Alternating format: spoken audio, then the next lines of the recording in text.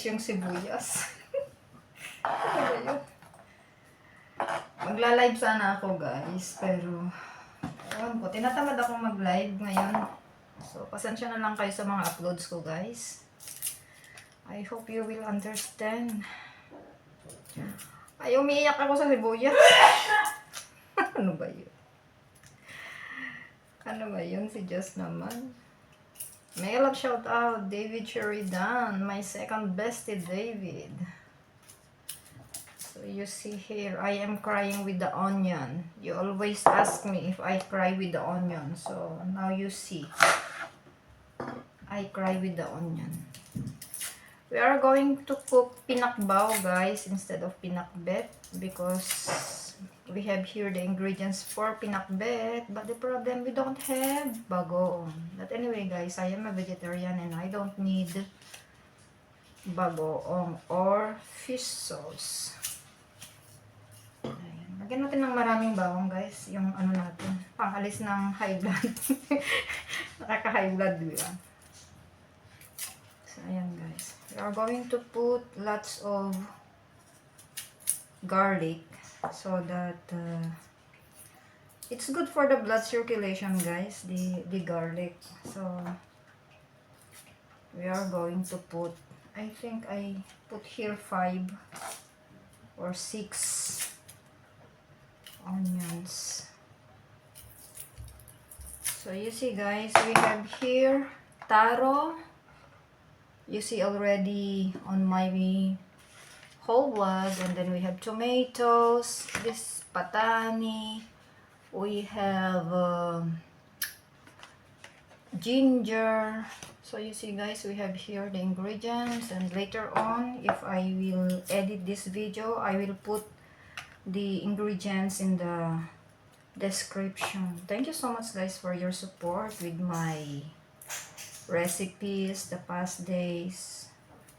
Anyway guys, after this video, I am going to edit the videos I took when I went to Germany to visit Sis Lorico. So perhaps I will stop my videos about cooking and I will start again editing the videos of my travel in Germany guys. And also I still have my videos taken last year in the Netherlands. I hadn't got time to edit, so perhaps I will edit these days during this summer. So thank you so much guys for your support to Leilani Serami Vlog. Ayan, mega love shout out kay Sis Katya, Sis Lori, Sis Leia. Ayan. Tumosang Society, Inang Pom, Ads Diary, Inang Kakuda Pom. Ayan. Tony Mix Vlog, Ads Ludes Dotado, sorry, Nong Parekoy. Ayan. Oh my God, Jasmine. Sorry guys, my daughter has got colds. Ayan. Pasensya na po kayo guys. At itong aking Junakis, nagkaka-allergy during summer. Lalo na sa ano ba? Sa powder, yung dust. So kailangan guys, everyday na ano kami. Kaya hindi ako nag-vacuum guys. Ang ginagawa ko, yung ginagawa namin ni husband, yung mop. Nagmamap kami. Ayan. So we are peeling here ginger guys. Ginger, onion, garlic are good for blood circulation guys. So akin lang naman, I cannot eat fresh garlic because you know the smell, but if it is cooked, I like guys. Ayan, marami tayong bawang, maraming luya, hindi po siya tinipid. Mega love shoutout sis JRS Ramos. Ayan, sabi niya nung isang araw, hindi daw tinipid ng sibuyas yung aking luto. Ayan. So, ayan guys, nahiwa na po natin. Very dark po dito sa kitchen namin kasi binababa namin yung yung what we call this, yung shutter pag masyadong mainit para ba. Ito guys, now we are cleaning patani. I don't know how do we call this in English guys. Sorry guys because I hadn't got time to search for the English of patani. Ayan, nasa bahay ko buto ito. Yung patani natin. Ayan.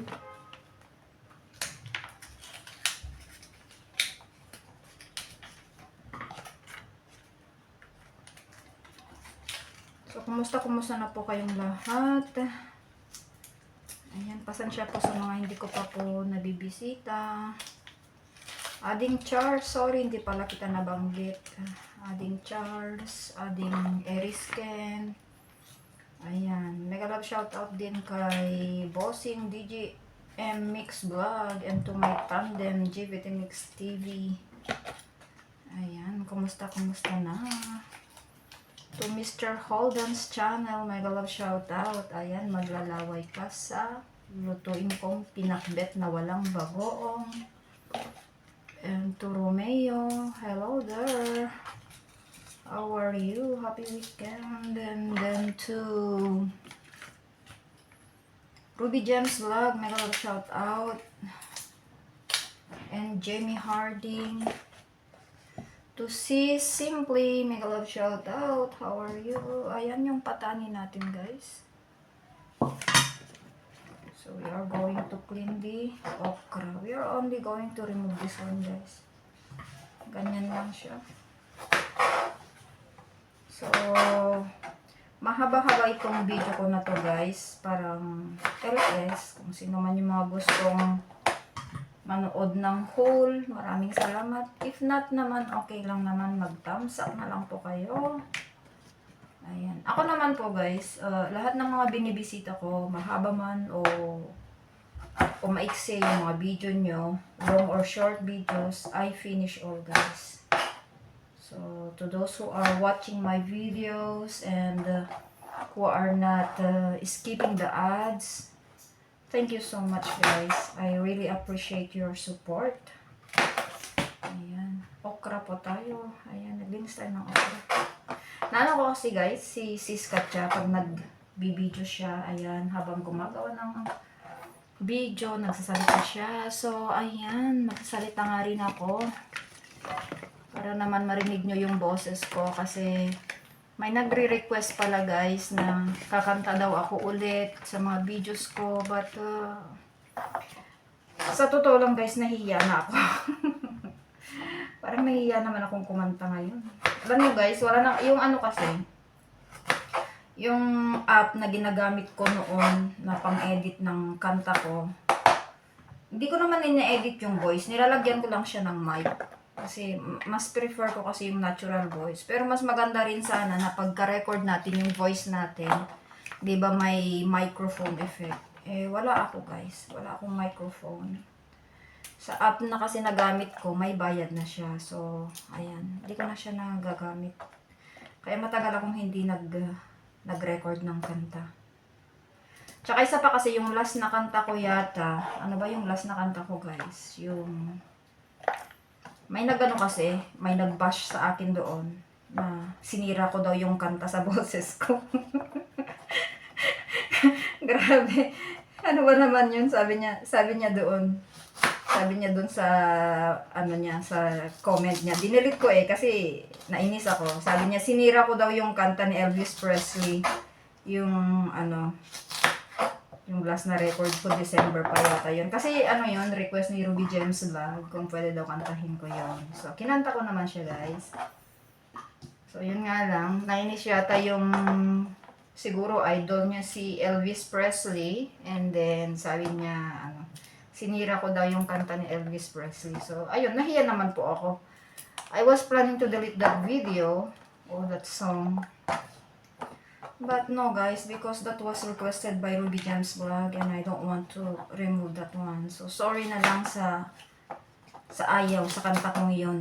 Dinilit ko po yung ano niya, yung comment niya. So pasensya na lang kung sino ka man na nag-comment doon. Pasensya na lang. Di naman po tayo perfect guys. At saka alam niyo naman, ano lang natin yung pagkanta-kanta ba? Pastime, mga ganon. At saka isa pa, parang album ko na po ang YouTube. Minsan nga guys, kasi nakwento ko minsan kay Sis Katya, kasi may laging parang underreported yung yung channel ko. Na kung minsan 2 days wala akong revenue, mga ganon. Kasi lumalabas naman, yun your channel is underreported for some, mga ganon. So, sabi ko, siguro, may mga talagang ayaw ng content ko. So, ewan ko guys, I hope you are not experiencing this way. Kasi minsan nakaka-discourage din. Pero, sabi ko kung i-stop ko yung channel ko, alam niyo maraming umaasa sa akin sa Pilipinas. Alam na ninyo yun na nakadress sa Pilipinas yung channel ko. And this time, thank you so much guys sa lahat ng nag-support sa akin from March to May. Sumahod na po ako 5,700 pesos yung pumasok sa bank account. Ayun, bank account ng nakapangalan sa kapatid ko. May pumasok pong 5,700 pesos. So, since yung mga dating ko noon, dating sahod ko, hindi ko nilalabas naman lahat. So, ang pinalabas ko sa kapatid ko, 6,000. So, yung dalawang pamangkin ko, as I have promised, bali tig 3,000 sila. And then, idadagdag nila sa tuition fee nila guys sa enrollment. So, maraming salamat talaga guys sa nagsusupport sa channel ni Leilani Serami. So, ayan guys. So, alam na ninyo guys na hindi po naka-address yung channel ko sa akin. Mostly guys, napupunta sa charity yung yung sahod ko. But this time, I opted to donate or to help my nibblings. Ayan, nibblings. My nephew and niece na nasa second year na yata sila. College. First year college guys. Yung isa nasa Baguio, yung isa nasa Bayumbong. So, ayun nga guys. Sabi ko nga kasi kung minsan may nagsasabi na natutulungan ko daw yung ibang tao, yung pamilya ko napapabayaan ko, which is not true naman guys. Hindi po yung totoo. Lalo na po yung mga magulang ko, hindi ko naman po sila pinapabayaan. And aside from that, hindi naman po tayo mayaman na laging tumutulong. Actually, ang Hope nag-stop po ng 3 months nung wala po tayong, wala naman tayong masyadong income, and then problem din natin yung donors, diba? Kasi sa donors lang naman tayo umaasa guys. Alam naman ninyo na medyo naglaylo ako, ganyan, with regards to health issues. So anyway guys, kakayanan pa rin naman natin. Kasi may nagtatanong sa akin na ano daw nangyari sa Hope kasi nag-stop. Hindi naman po siya nag-stop. Yun nga lang, hindi po active, hindi naman po ako gaanong nagpo-post. Kasi ang daming humihingi talaga ng tulong na hindi ko naman po kaya. May problema ko kasi doon, yung pag may humingi kasi ng tulong, akala nila kaya namin ibigay. So, hindi naman po tayo mayaman na lahat ng hihingi ng tulong is bibigyan natin. Kung ano lang po talaga yung kaya natin. As I have said, we are only depending on our donors guys. So, sorry po sa mga may channel dyan na lumalapit din sa akin. Kasi sabi niya kung pwede daw tulungan si ganito, si ganyan. No guys, kasi matanda na po yung mga magulang ko. And now, I am prioritizing my parents guys. So, kung hindi man active monthly ang Hope, pasensya na po kasi tumatanda na. Kasi ang project ko natin sa Hope is about helping the elderlies. But this time I think my parents needs more. So, Ayun po guys, inuuna ko po muna yung mga magulang ko and then the rest. And aside from that guys, the majority of our beneficiaries, ayun nga po, pumanam na sila, namatay na sila. So, nabawasan po yung mga beneficiary namin. And I don't want to take new beneficiaries. Kasi, meron po kasing, mga lumalapit na medyo demanding. And I cannot, what we call this? I cannot promise na mabibigyan po natin sila monthly. Kasi yung iba, akala po kasi nila is monthly yung mission ng Hope. Hindi po. Kung magkano lang po yung mga namin na fundraise namin. So, yun lang po yung And most of the time, ako po yung nagdo-donate talaga. Kasi wala po tayong fixed donors, di ba? So, ayan po guys. So, pasensya po talaga sa mga humihingi ng tulong na hindi po namin kayang bigyan. So, sorry po talaga guys. Ayan. Kasi akala daw po nila, meron po tayong donor and then meron pong isa na humihingi po ng wheelchair. So, sa humihingi po ng wheelchair, sorry po kasi sabi ko nga kasi nung lumapit siya para sa PWD niyang anak. So, sabi niya sa akin, ayun nga, medyo demanding po si ate. Sabi niya po sa akin na urgent daw na kailangan niya ng wheelchair. So sabi ko naman, pasensya na po ate kasi nga wala po kaming fixed donor sa Hope. And then sabi ko, kung makakapaghintay ka po sa susunod na sahod ko sa YouTube, kasi yung sahod ko po allotted na sa mga pamangkin ko, sabi kong ganun. Ay, ganun pala, wala pala kayong fixed na donor. Sige, lumapit na lang ako sa munisipyo, mas mabilis, sabi niya sa akin. So, sabi ko, sige po ate, pasensya na lang. So, that was May po yung nag-chat sa akin na ate. And then, last week, nag-chat siya ulit sa akin. Hindi ko na po siya sinagot. Kasi sabi niya, mas matagal pala dun sa munisipyo or sa provincial kasi dapat may protocol din po yan guys sa paghingi ng tulong sa gobyerno. Nauuna po muna, dadaan po muna sila sa barangay and then after the barangay pues depende po kung dadaan po sila sa munisipyo. Or kung yung iba naman direct po sila sa sa provincial, sa governor's office para bang ganun. So, ako naman guys, so, sabi ko, yun nga lang, kasi sabi ko, maghintay lang sila. Kasi ako naman, syempre, dumedepende lang ako sa sahod ko guys. So, magkano lang yung sahod ko? For instance, ngayon, 5,700. Ilang months ko yun na inipon guys. That was from March to May. So, sabi ko, kung makapaghintay siya nung May, sabi ko kasi yung sasahurin ko this time is para sa mga pamangkin ko. And then, nag-post po si ate na sabi niya na parang yung purpose daw ng channel ko is to help. Inuuna ko daw yung pamilya ko. Ano ba talaga po? Sabi nga nila noon na nagcha-charity ako nag-YouTube ako to help other people. And then, meron naman nag-comment, bakit ko daw inuuna yung ibang tao kaysa sa pamilya ko. Ano ba talaga? 'Di ba? We cannot please anybody, guys. So, ayan. Ayan, nag-open ako tuloy sa sa pagluluto ko. Anyway, mas okay naman po siguro na mag-open ako kaysa naman yung iba kasi parang ang dali kasi yung iba na yung mag-assume sila na ganun yung ginagawa ko. Alam nyo ba guys, sa mga YouTuber na kagaya ko, lalo na maliliit pa yung mga channel, medyo malaki man yung bahay natin. Yung bahay ko more than 9K na po guys. Pero, yung views ko naman sa videos ko, tingnan niyo wala na. Konti lang yung views ko.